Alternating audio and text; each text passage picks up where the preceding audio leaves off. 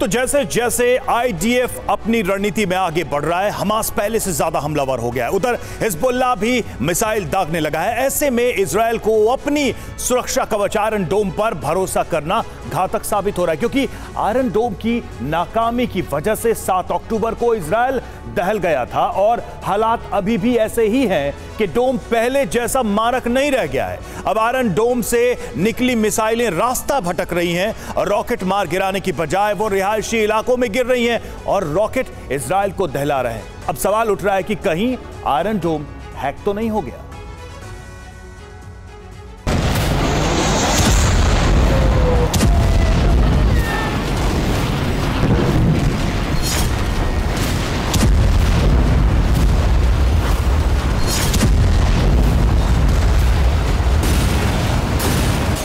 जिस defence system पर Israel को पक्का भरोसा था, वही डिफेंस सिस्टम इजरायल के लिए आत्मघाती साबित हो रहा है।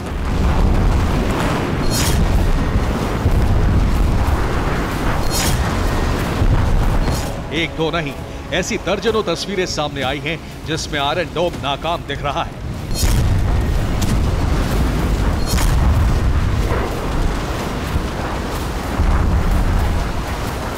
इस वीडियो को देखिए, कैसे आयरन डोम से निकली मिसाइल रॉकेट का पीछा करते करते रास्ते से भटक गई और यू टर्न लेकर रिहायशी इलाके पर ही गिर गई।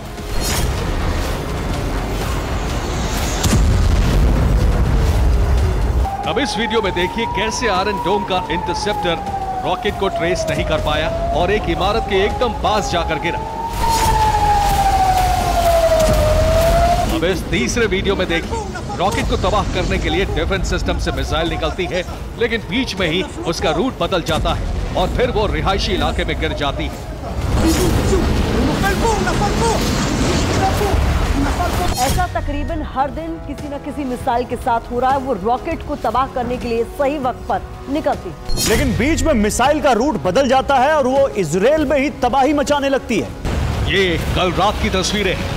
आसमान में साफ दिख रहा है कि रॉकेट इजरायल की तरफ बढ़ रहे हैं। उन्हें आसमान में तबाह करने का जिम्मा डिफेंस सिस्टम आयरन डोम के पास है।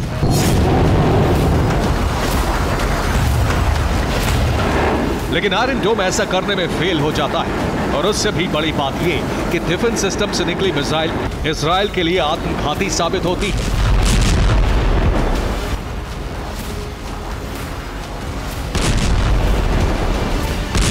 हालांकि कुछ हमलों को आयरन डोम नाकाम कर देता है, हवा में ही रॉकेट को उड़ा देता है।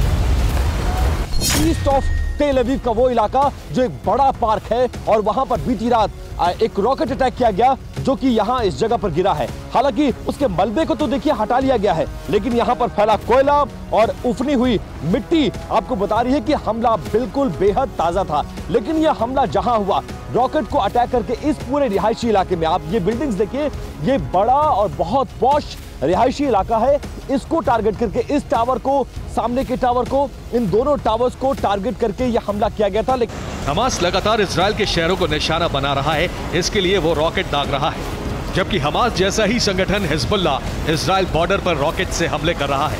यानी इजरायल को दोनों मोर्चों पर युद्ध लड़ना पड़ रहा है। हमास और हिजबुल्लाह के रॉकेट को तबाह करने के लिए उसने आयरन डोम की कई यूनिट लगा दी है। अब सवाल उठ रहा है, क्या आयरन डोम सभी रॉकेट को मार गिराने में सक्षम है या नहीं? अगर 7 अक्टूबर से पहले यह सवाल पूछा जाता तो जवाब हाँ में होता, लेकिन 7 अक्टूबर को हुए हमले के बाद से आयरन डोम पर पूरी तरह भरोसा करना जोखिम भरा हो सकता है। क्योंकि 7 अक्टूबर को हमास अगर हमला करने में सफल हुआ था तो इसके पीछे आयरन डोम की नाकामी थी। हमास ने आयरन डोम को फेल करने के लिए 2,500 हजार की 2 खेप इजरायल पर हमले के लिए भेजी थी, जिसे आयरन डोम ट्रेस नहीं कर पाया। क्योंकि आयरन डोम एक बार में 1000 ही रॉकेट ट्रेस करके उनका खात्मा कर पाता है, लेकिन हमास ने डोम की तकनीक को ही उसके खिलाफ इस्तेमाल किया। जब आयरन डोम रॉकेट स्ट्राइक को रोकने में नाकाम हो गया था, उसी वक्त ड्रोन से अटैक करके इजरायली बॉर्डर पर बने कमांड सेंटर और सर्विलांस टावर को नेस्तनाबूद कर दिया था।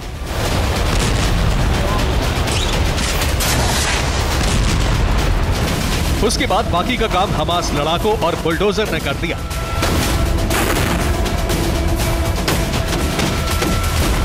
लेकिन अब सवाल उठ रहा है कि अब तो कम संख्या में हमास रॉकेट दाग रहा है, फिर भी आयरन डोम की मिसाइल उन्हें तबाह क्यों नहीं कर पा रही है? तो क्या आयरन डोम को हैक कर लिया गया है? क्या डिफेंस सिस्टम का इंटरसेप्टर हैक करके खराब कर दिया है?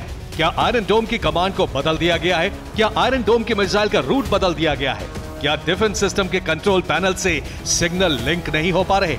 इनमें से कुछ भी वजह हो सकती है, वरना आयरन डोम जैसा बेहतरीन डिफेंस सिस्टम कभी चूक नहीं सकता। यही वजह है इजराइल ने गाजा पट्टी से लगे ज्यादातर हिस्से को आयरन डोम के भरोसे छोड़ रखा है।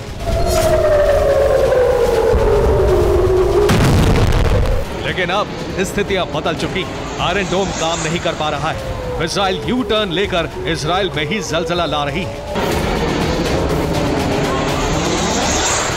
एक तरफ रॉकेट का अटैक, दूसरी तरफ आयरन डोम की मिसाइल रिहायशी इलाकों में गिरकर हमास का काम आसान कर रही है।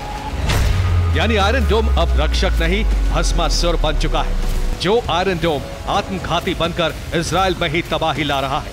जाहिर है साइबर हैकिंग में सबसे आगे होने का दावा करने वाले इजराइल के लिए ये नया चैलेंज है। अगर वो अपने सारे डिफेंस सिस्टम को हैक होने से बचा पाया, तभी जाकर हमास और हिजबुल्लाह के मंसूबों को रौंद पाएगा। ऐसा नहीं हुआ तो इजराइल के अस्तित्व पर बड़ा खतरा मंडराने लगेगा। Bureau report, TV9, Bharatvarsh.